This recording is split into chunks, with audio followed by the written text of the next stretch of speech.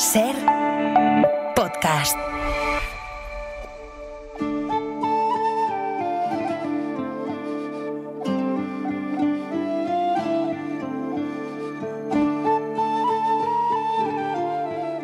Continuamos en Ser Historia, pasamos de página en nuestro particular libro de historia y lo vamos a hacer para retrotraernos a la Edad Media y viajar al norte de Europa. No es la primera vez, ni será la última, que hablemos en nuestro programa de los vikingos. Una cultura fascinante que tiene esa leyenda, quizás por haber sido nosotros los invadidos, de violencia, de brutalidad y sin embargo todo lo contrario. Nosotros cuando invadíamos en la Edad Media pues quizás éramos la cara visible, la cara de la bonanza y la cara de la victoria. Sin embargo, cuando llegaban de fuera, con la misma actitud que hacíamos nosotros en otros lugares, pues lo veíamos de forma diferente, ¿no? Y esta es un poco la leyenda un tanto turbia y negra que todavía hay alrededor de los vikingos, ¿no? Como decía ahora, pues con ese halo de violencia, de brutalidad y sin embargo todo lo contrario, una sociedad absolutamente avanzada, sofisticada, culta, con una tradición centenaria que ha legado, yo creo, pues gran parte de nuestra propia cultura. Hoy en Europa, en Occidente, no seríamos lo que somos si no fuera también por ese granito de arena más grande de lo pensado del aporte cultural de los vikingos. Nuestro compañero Fermín Agustí ha estado hablando con Eleanor Barraclough.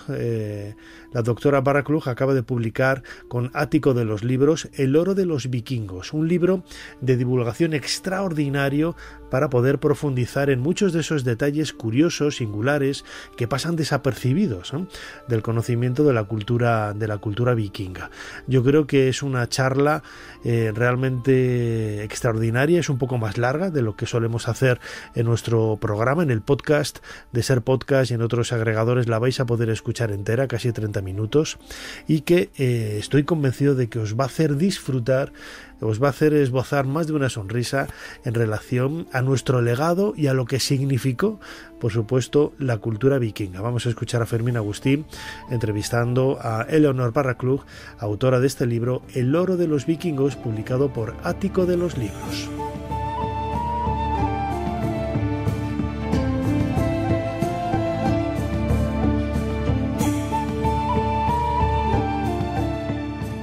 Eleanor Barraclough acaba de publicar El oro de los vikingos, donde explora la cultura, las sagas y la vida cotidiana de los vikingos a través de los hallazgos arqueológicos y los relatos históricos y literarios. Eleanor, bienvenida a Ser Historia. Welcome. Thank you very much. Gracias también a Fernando Álvarez, que nos va a hacer como siempre de traductor. Bienvenido, Fernando. Un placer estar aquí. Gracias. Para ubicar a nuestros oyentes, ¿cuál es el espacio temporal y geográfico en el que nos movemos cuando hablamos del mundo vikingo? Yeah, so one really important date that people tend to use. Sí, una fecha bastante importante es el 793, sobre todo en el Reino Unido, en que es el asalto al monasterio de Lindisfarne. Pero bueno, yo pienso que habría que ampliarlo un poco más. Seguramente el siglo VII es cuando empieza, porque bueno, cuando consideramos una época, sí, tiene un núcleo, un centro, pero empieza antes y suele acabar también más tarde. En cuanto a fin, normalmente se dice que el siglo XI, pero incluso después, en el siglo XII, siguen produciéndose incursiones vikingas, por ejemplo, en la propia península ibérica, pero también en otros espacios del mundo vikingo hasta el siglo XIV, siglo XV. Insisto, el centro sería eso, pues del siglo VIII al XI, pero hay que ampliar un poco más la mira. Solemos pensar, seguramente influidos por el cine, que los vikingos eran salvajes, personas incultas, que lo conseguían toda la fuerza, pero realmente era una sociedad bastante sofisticada, culta y no mucho más violenta que otras, por ejemplo, de la Edad Media, más contemporáneas. Yeah, so that's a really good point, that last one about them being compared to Sí, es un buen punto el que planteas. Lo importante es comparar a los vikingos con otras culturas de la Edad Media, porque la Edad Media era al final una época brutal en la que pues había un grado muy grande de violencia, de muerte. Por tanto, los parámetros con los que estamos comparando a los vikingos no son los parámetros de hoy contemporáneos ni de la Europa contemporánea, sino los parámetros de la Edad Media.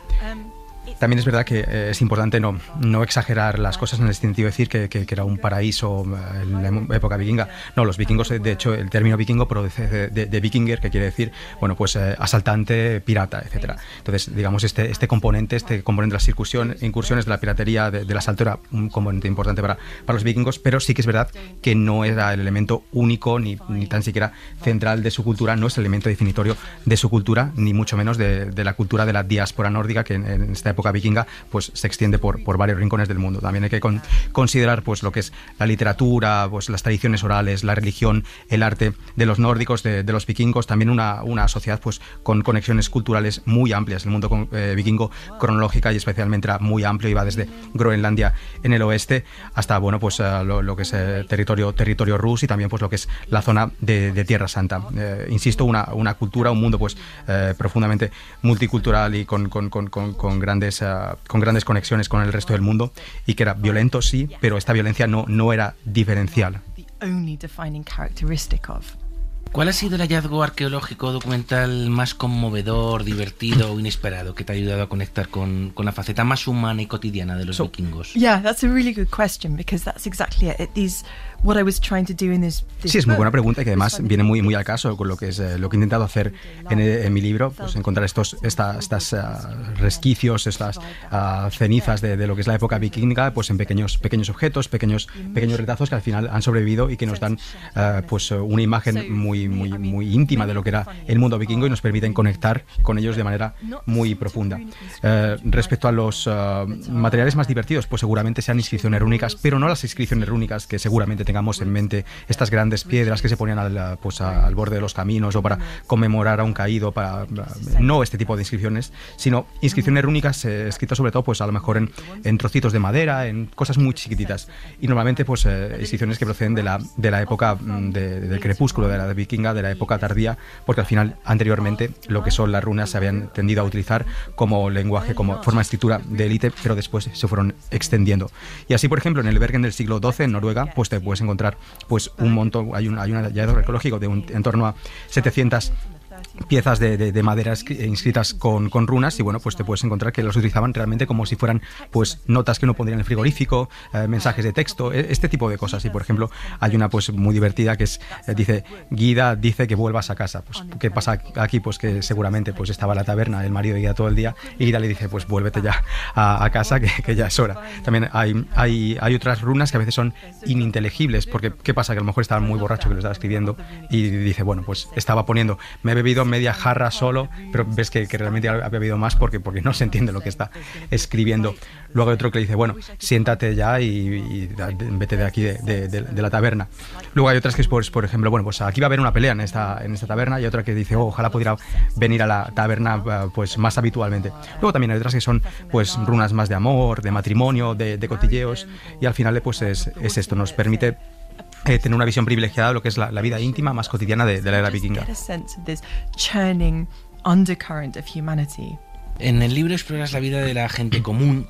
¿Cómo era un hogar vikingo típico y qué objetos cotidianos, más allá de las armas o los barcos, eran cruciales para la subsistencia?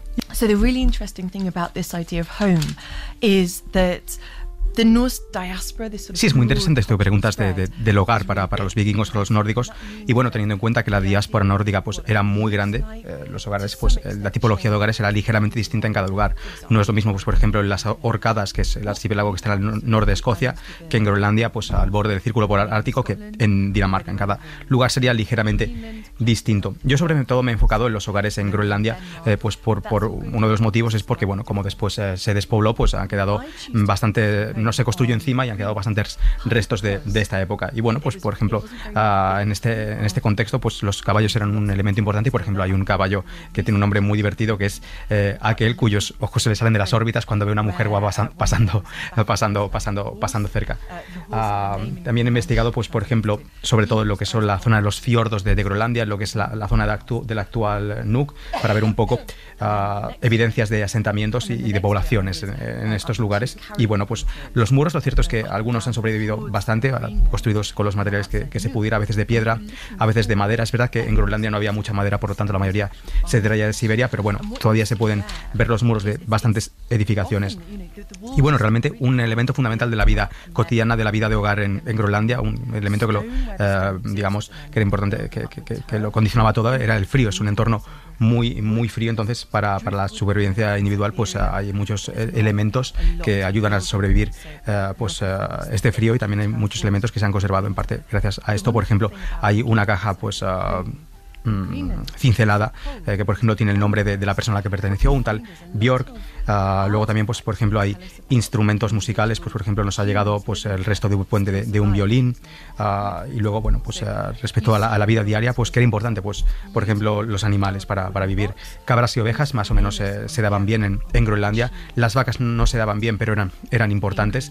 Pero bueno, las vacas, para ellas había que construir un establo exprofeso, y realmente pues tenían que pasarse 8 meses dentro de un establo, que nos contaban que bueno, cuando llegaba la primavera, las piernas eran tan débiles que no se podían tener en pie, y bueno, tenían que sacarlas pues básicamente a rastras y que estuvieran pues sentadas, porque no se podían tener en pie.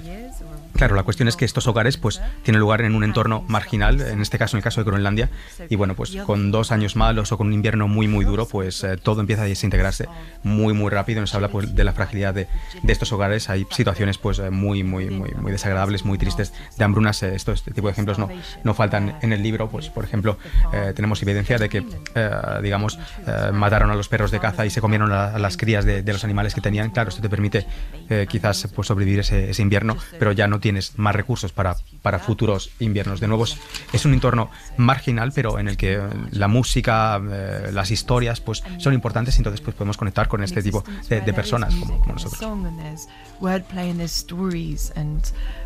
I think that's such an interesting combination. ¿Qué tipo de fuentes históricas o arqueológicas te han permitido reconstruir la vida de los mercaderes, artesanos, de los esclavos o de los niños? Yeah, so it's often the people who are sort of not always at the bottom of the pecking order, but that's sí, es verdad que normalmente cuando hablamos de los vikingos tendemos a pensar pues en gentes de la élite, ricos, poderosos, hombres. He intentado también pues tratar sobre todo lo que es la gente común. A veces es difícil, por ejemplo, en el caso de los niños. El caso de los niños, normalmente cuando te lo encuentras en la arqueología, te encuentras niños porque hay evidencia de niños porque han muerto. Doy algunos ejemplos de esto, pero también he intentado revivir las vidas de los niños. Y bueno, pues encontrar formas de vida de los niños que a veces no resultan reconocibles y a veces no. Por ejemplo, pues el caso de los juguetes. Hay un juguete encontrado en Hedeby, que es en la frontera entre Dinamarca y Alemania hoy en día, pero en su momento era territorio vikingo, que es pues una muñeca hecha a partir de hueso de reno, que tiene con las marcas para los dedos de los niños, y que tiene el tamaño de la palma de la mano de un niño. Y lo divertido de esto es que bueno, cuando fui al museo, pues había también niños por allí que todos estaban mirando esta muñeca y un poco intentando tocarlo como lo habían intentado hacer pues los niños de la época vikinga. Sí, así que bueno, la época vikinga pues también consistía por supuesto en navegar, pues en hacer incursiones, digamos en lo que es la vida pues más productiva, por así decirlo, pero también en otras cuestiones como el cuidado de los niños. También hay otras evidencias de juguetes, pues en este caso procedentes de Groenlandia, como se estaba hablando anteriormente, pues por ejemplo una aguja utilizada pues para labores, que digamos pues los niños pues después la inscribieron y hicieron dibujos en ella, que la verdad con figuritas pues muy interesantes. También hay restos de una especie de compuesto de resina, que bueno, tiene restos de marcas de dientes de niños, que bueno, podemos pensar que se utilizó como un chicle. Respecto a los esclavos, es difícil reconstruir un poco la situación, pero bueno, siempre se pueden encontrar fuentes. Cuando uno piensa en esclavos siempre piensa, vale, pues ¿cuál será lo primero que encontraré? Pues a lo mejor un grillete, pero de metal. Pero ¿qué pasa? Que claro, en la época, pues sobre todo en un barco, los grilletes de metal era muy precioso, y realmente pues los esclavistas no utilizaban grilletes de metal, sino grilletes más bien de cuerda, y por supuesto pues la cuerda es un material orgánico que ya ha decaído, y ya hoy en día pues ya no ha sobrevivido a nuestra época. Tristemente, muchas veces solo sabemos de los vikingos, de los esclavos, digamos, porque fueron sacrificados. ¿Cuándo sabemos que un esclavo se ha sacrificado? Pues cuando te encuentras una tumba en la que hay alguien claramente de alto estatus con sus joyas, etcétera, y una persona con restos de heridas, pues una persona que ha sido sacrificada pues en honor a su amo o a su propietario.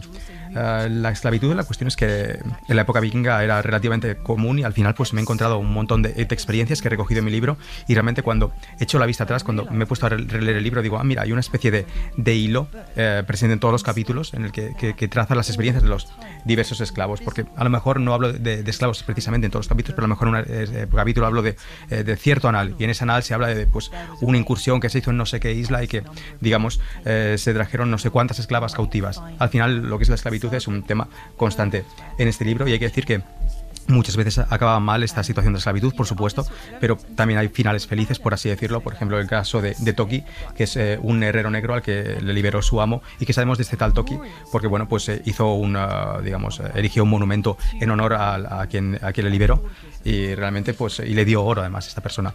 Y esta persona, Toki, era relativamente rico. ¿Por qué? Porque erigió este monumento después, pero además erigió otros monumentos conmemorativos después en honor de otras personas. Así que, bueno, efectivamente los finales felices para los esclavos pues no era lo más común, pero algunos hay. También quería pues recoger esta amplitud de la experiencia. Not many of them, but I wanted to get that breadth of that kind of experience. ¿Cuál fue el verdadero papel de las mujeres en la expansión y en el mantenimiento de la cultura vikinga? En el libro mencionas la importancia de las mujeres en el mundo económico, pero también como transmisoras culturales. Yeah, they absolutely do. So it's quite hard as a sort of female historian not to write. Sí, es muy interesante lo que preguntas. Al final, como historiadora mujer, pues al final siempre cuando una trata de esto, de estas épocas del pasado, pues es difícil a veces no ser sarcástica.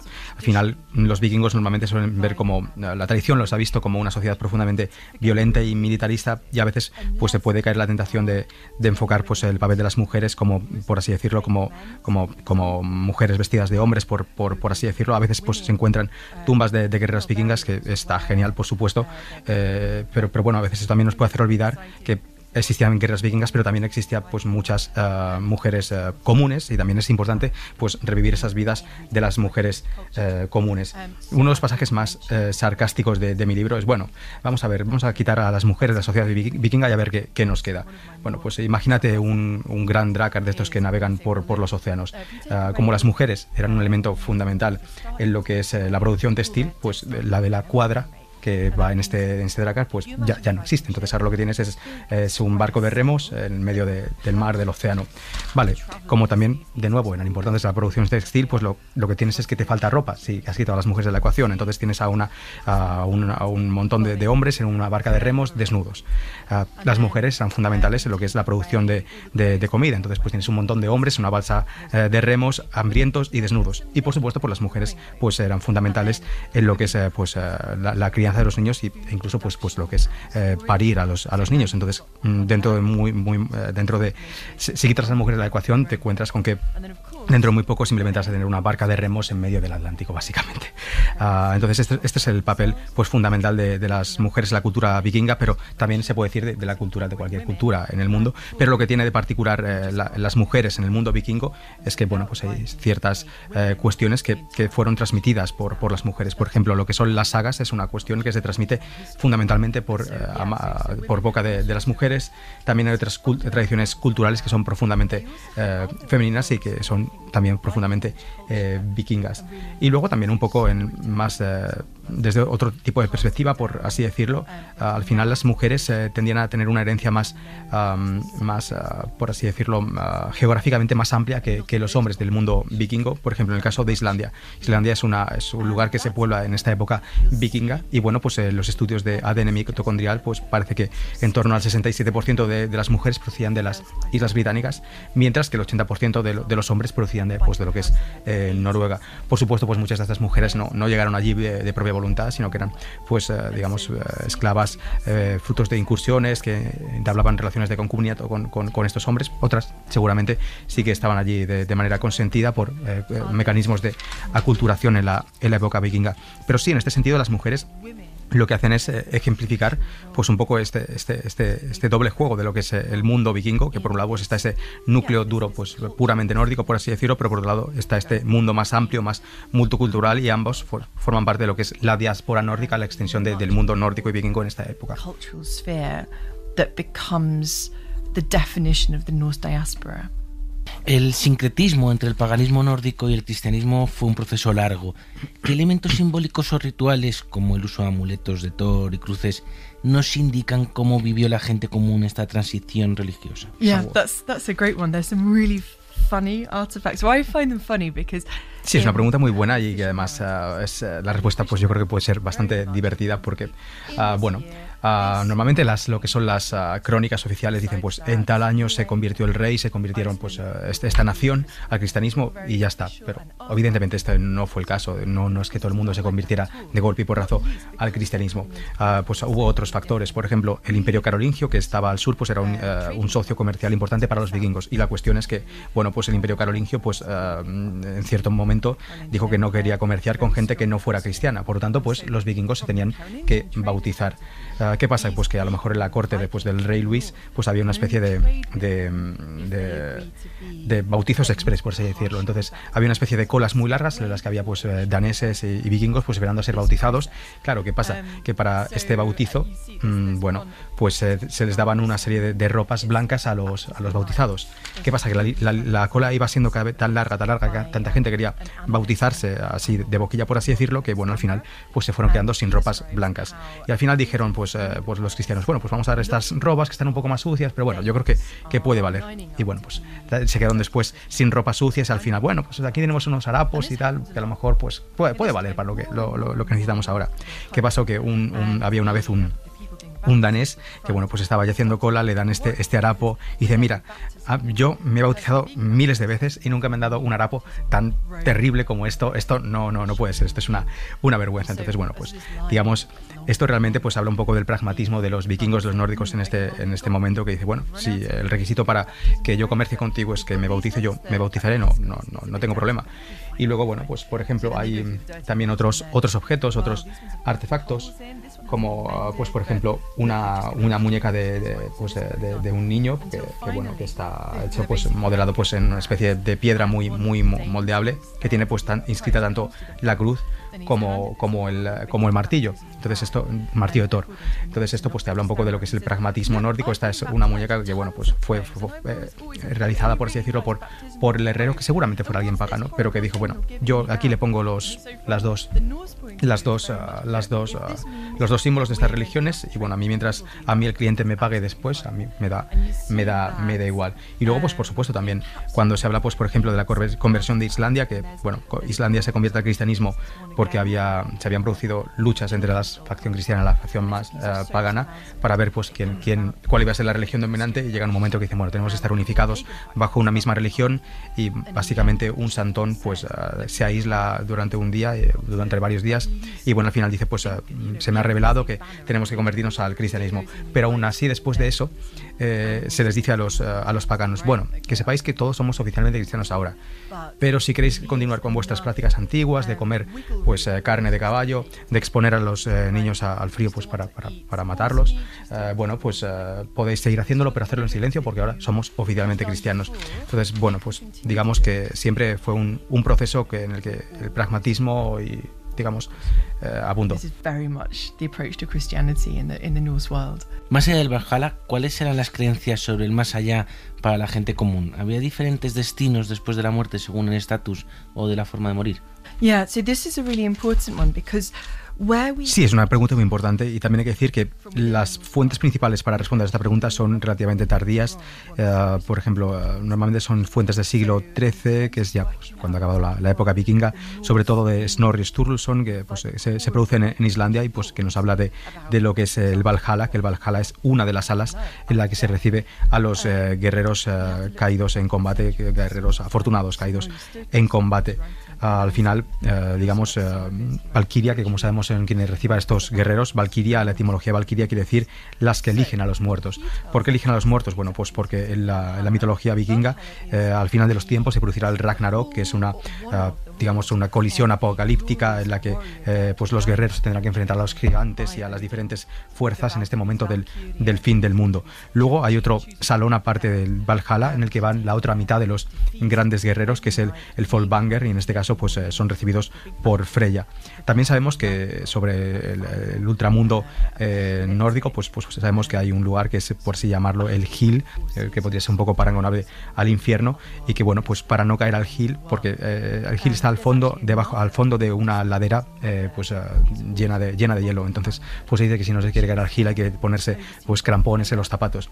Y en este sentido, pues por ejemplo, a veces encontramos restos en las tumbas de gente que lleva estos crampones y decimos no es porque sea invierno, sino para evitar caer al Hel. Y por ejemplo hay restos arqueológicos de una tumba del año 824, sobre todo pensamos que son de hechiceras, en el que bueno, pues digamos es un entierro en el que hay un bar que hay, sabemos que es del mes de abril, porque básicamente pues hay manzanas y por supuesto no estamos hablando de una época invernal, y los caballos que forman parte de este enterramiento tienen crampones en lo que son pues la zona de los pies. Esto de nuevo es para que no les conduzcan al Hel. Sí, pero al final del Valhalla, por ejemplo, que hemos estado hablando, sí que es verdad que las fuentes sobre todo son más o menos tardías, pero sí que tenemos fuentes anteriores, por tanto sí que podemos pensar que es una creencia que tenían en la época vikinga. El Valhalla, como he dicho, era el lugar al que iban los guerreros y los reyes, y a veces se dice esto de, bueno, limpiad la sala de los banquetes, que viene un gran guerrero y tenemos que recibirlo. También sabemos pues de la actualidad de estas creencias vikingas, pues por ejemplo por las piedras pictóricas de Gotland en la actual Suecia, es una isla, la actual Suecia, en el que bueno, pues parece que sí que se habla se representa este mito. Pues por ejemplo hay caballos con 8 piernas, que bueno, pues el caballo con 8 piernas es Sleipnir, que es el caballo de Odín. En otros parece que hay una serie de mujeres que reciben al guerrero con cuencos de hidromiel, así que bueno, podemos pensar que son gente que ha sido recibida en el Valhalla, así que efectivamente sí que se crean este tipo de cosas. Nosotros vemos a los vikingos con cascos con cuernos, por ejemplo, ¿no? ¿Qué estereotipos sobre los vikingos son los más difíciles de desmontar? ¿Y cómo lo abordas en El oro de los vikingos? So the hard one is the horned helmets. Sí, al final este tipo de mitos siempre son difíciles de desmontar. Y además yo en este caso del casco con cuernos, yo he de decir que a veces abandono el mito, porque cuando estoy firmando libros, pues a veces pues hago un dibujito vikingo y pues la forma de identificarlo es poner este casco con cuernos. Así que bueno, pues culpable en ese sentido. Pero bueno, sí, este casco con cuernos viene ya pues de la época decimonónica, también pues de lo que son los vestuarios de Wagner, etcétera. Sí que es verdad que con respecto a los estereotipos sobre los vikingos hay que tener cuidado, porque algunos sí que son ciertos. Por ejemplo, los vikingos pues eran muy violentos. Es verdad que no todo eran pescadores ni granjeros. La violencia era importante en la sociedad vikinga. Pero lo que sí que creo que es importante es pues romper ese estereotipo de que, bueno, digamos, era una sociedad monolítica en el que todo el mundo hablaba la misma lengua, creía en lo mismo, venía del mismo lugar. No, la realidad es mucho más multifacética e interesante, y bueno, pues el mundo vikingo estaba en contacto con multitud de culturas, a veces por buenas razones, a veces por malas razones, pero al final lo que nos queda es esta visión de un mundo pues más amplio y más multifacético de lo que solemos imaginar. Eleanor Barraclough, acabas de publicar El oro de los vikingos. Muchísimas gracias por habernos acompañado en Ser Historia. Thanks so much, it's been a pleasure. Thank you, it's been such a pleasure for me too. Y muchas gracias también a Fernando Álvarez por habernos hecho de traducción. Un placer, gracias. Para no perderte ningún episodio, síguenos en la aplicación o la web de la SER, Podium Podcast o tu plataforma de audio favorita.